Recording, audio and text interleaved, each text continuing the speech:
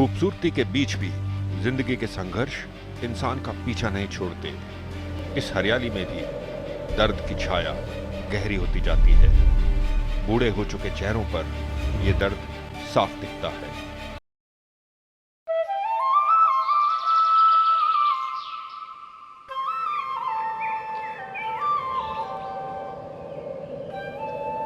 गगन को चूमते ये पहाड़,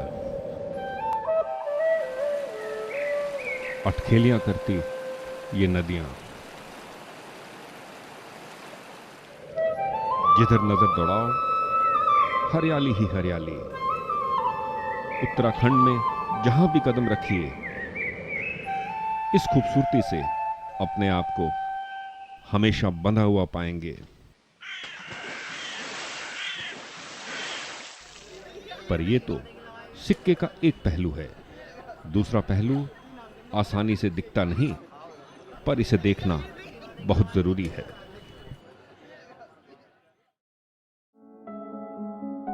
इस हकीकत से रूबरू होने के बाद शायद समझ में आए कि क्यों इन खूबसूरत पहाड़ों के कुछ इलाकों में दुख के बादल छंटने का नाम नहीं ले रहे। क्यों बहुत से चेहरों पर मुस्कान की बजाय बेबसी झलकती है।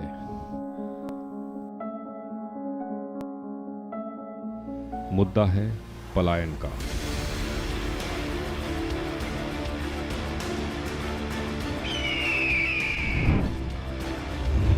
अपने घरों, खेतों और पुश्तैनी जमीन को हमेशा हमेशा के लिए छोड़कर चले जाने का।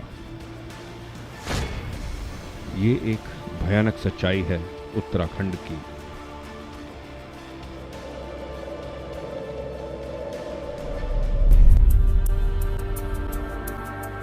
यहां के 13 जिलों में सैकड़ों ऐसे गांव हैं जहां से पूरी की पूरी आबादी ही पलायन कर चुकी है।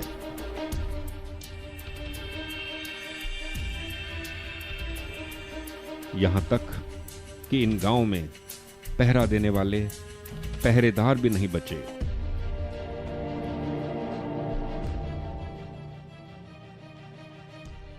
उत्तराखंड में पलायन का यह सिलसिला शुरू हुआ कुछ दशकों पहले, लेकिन पिछले कुछ सालों में इसने काफी जोर पकड़ लिया। आखिर क्यों? क्या मजबूरी रही कि पूरे गांव ने ही अपने घरों पर ताले लगा दिए?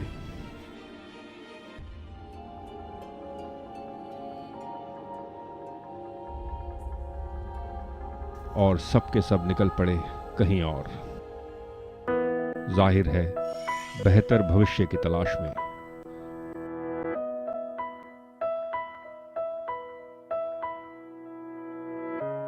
लेकिन ये हालात पैदा ही क्यों हुए?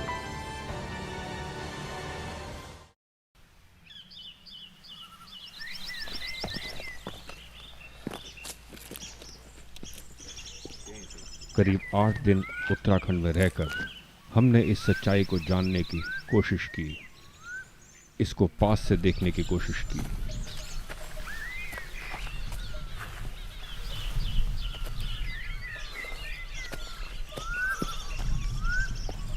इसके लिए हम दूर दराज के उन गांवों में भी गए जहां कोई वाहन नहीं जा सकता।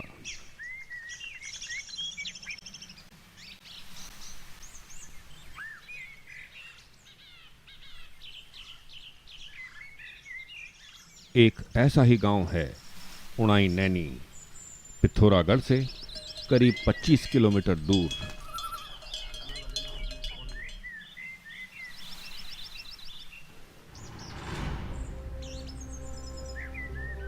यहां पहुंचना आसान नहीं। मोटर मार्ग से ही चढ़ाई शुरू हो जाती है। इस गांव के लिए कोई पगडंडी नहीं, कोई रास्ता नहीं। पथरीली पहाड़ियों पर करीब 1 घंटा चलने के बाद आता है उणाई नैनी।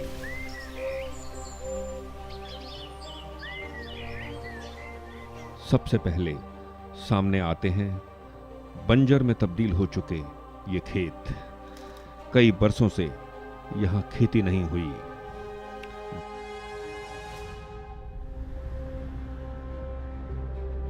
जगह जगह जंगली झाड़ियां उगाई हैं।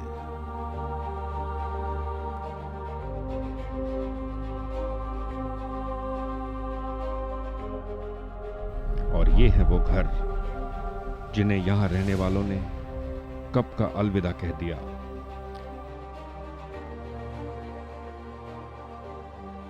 वो अब कहां रह रहे हैं, कैसे हैं, कोई नहीं जानता।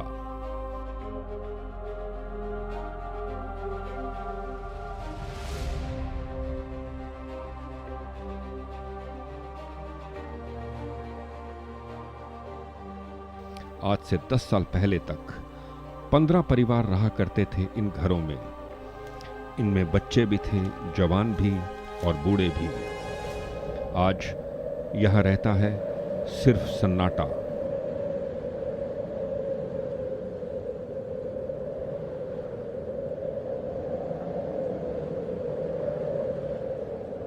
जिसे पास के किसी और गांव से आई बकरियां कभी कभार भंग कर देती हैं। इन घरों का एक हिस्सा खंडहर में तब्दील होना भी शुरू हो चुका है।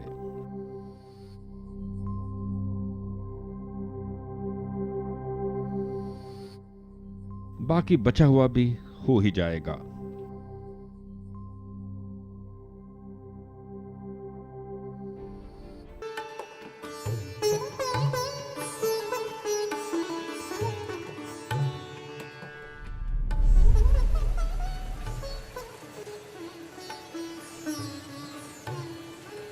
उत्तराखंड में ज्यादातर निवासी खेती किसानी पर ही निर्भर हैं, लेकिन इस पहाड़ी क्षेत्र में दो बड़ी समस्याएं सामने दिखती हैं।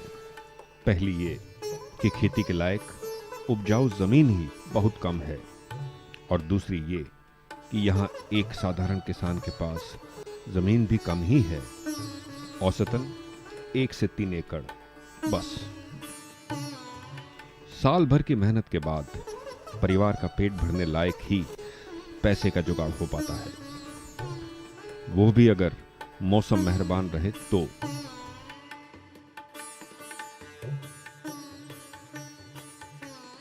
जो गांव मोटर मार्गों से दूर बसे हैं, वहां रहने वाले ज्यादा कठिन जिंदगी जी रहे हैं। खेती के अलावा रोजगार का कोई दूसरा साधन है ही नहीं यहां। ऐसे में अगर पलायन का विचार इनके मन में जोर पकड़े तो ज्यादा हैरानी नहीं होनी चाहिए।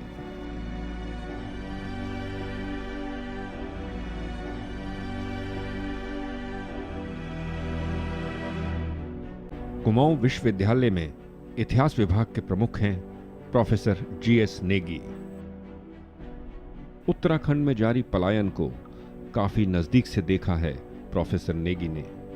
वो समझते हैं यहां के लोगों की पहाड़ जैसी दिक्कतों को, उनके दर्द को।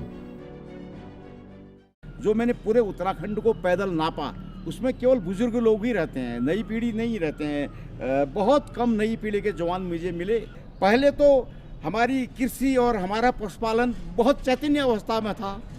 पूरी की पूरी व्यवस्था आदमी के रहने के लायक थी। अब तो कुछ वो उस टाइप का नहीं रहा। न उत्तराखंड को कहते हैं भारत का जंगलों का देश, न जंगल रहे और न पशुपालन रहा, न कृषि व्यवस्था रही। तो इससे किसान जो है बहुत ज्यादा किसान असहाय महसूस कर रहे हैं। किसान नहीं असहाय महसूस, जिसके पास भी चतुर्थ श्रेणी कर्मचारी, तृतीय श्रेणी कर्मचारी जिसके घर में जन्म ले रहा है, वो भी भाग रहा है। वो भी नहीं रहना चाहता उस जगहों पर। जिन जिन जगहों पर हमने अपने ठौर ठिकान, मूल घर को छोड़ के, अपने पैतृक परिवारों को छोड़ के हम जब शहर की तरफ आए हैं, तो शहर पे एक अनावश्यक उस शहर पे भी बोझ बन गया। जो भी जिन कारणों से पलायन हो रहा है, उन कारणों पे जाना है। सबसे बड़ा कारण है पलायन का सुविधाओं का न होना। सुविधाएं पहले कैसे रहते थे? पहले कृषि पशुपालन में निर्भर थे हम लोग। हम वहीं पहले गाँव में, पहले मैं पोखरा देवलतल पिथौरागढ़ का रहने वाला हूँ। और दूसरी चीज़ है कि हमको वो चीज़ें सुविधाएं देनी पड़ेंगी। हमको वो सुविधाएं देनी पड़ेंगी जिससे मानव का वातावरण रहने का बने। वहाँ बिल्कुल शिक्षा वहाँ हो, स्वास्थ्य वहाँ हो, जल वहाँ हो, जंगल वहाँ हो, जमीन वहाँ हो, पर्यावरण वहाँ हो, प्रकृति वहाँ हो, तो धूम मचेगी। फिर वो स्थापित होंगे। अब रहने के लायक जगह ही नहीं बनी है। हमारे तराई भाबर में रहने लायक जगह नहीं बनी, फिर इनको पहाड़ की तरफ पलायन करना पड़ेगा। निष्कर्ष ये निकाला कि अभी बहुत गुंजाइश से स्थापित हो सकते हैं। हम जल को बचाएं, जंगलों का निर्माण करें। जंगलों का निर्माण करेंगे तो जल आ जाएगा। दूसरी चीज़ है, हिमालय पिघल रहा है और हिमालय से पलायन हो रहा है। इन चीज़ों से बचने के लिए जिन चीज़ों से पलायन हो रहा है उसका नवनिर्माण करना है। पलायन की बढ़ती काली छाया को रोकने के लिए जरूरत है रोशनी की नई किरण की, और ये रोशनी लाएंगे उत्तराखंड के बच्चे।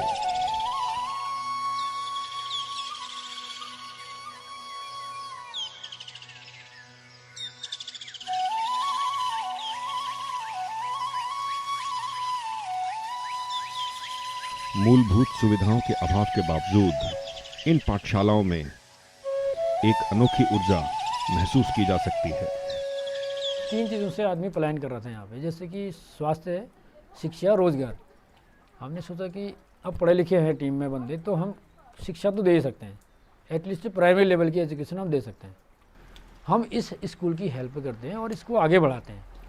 तो वो आदमी जो अपने बच्चे को लेके जा रहा है गंगोली हाट, पिथौरागढ़, अल्मोड़ा, तो वो नहीं जा रहा है। ये छोटा सा 2 कमरों का स्कूल मुनस्यारी की गगनचुंबी चोटियों की तलहटी में चल रहा है। यहां इन बच्चों का आत्मविश्वास देखते ही बनता है।